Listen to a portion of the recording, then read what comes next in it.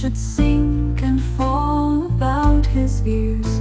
God Hercules to bear the pile, that he might sit and rest a while.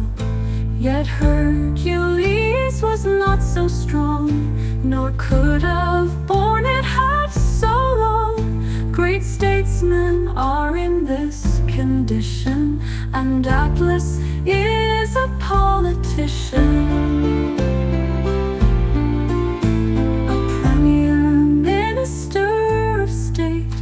Alcides, one of second rate. Suppose then Atlas ne'er so wise, yet when the weight of kingdoms lies too long upon his single shoulders, sink down he must, or find upholders. Sink down he must, or find upholders.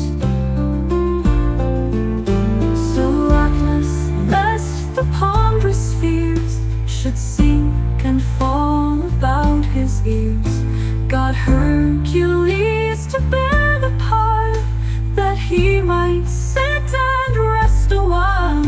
Yet Hercules was not so strong, nor could have borne it half so long. Great statesmen are in this condition, and Atlas is a politician, a premier minister of state. Alcides, one of second rate.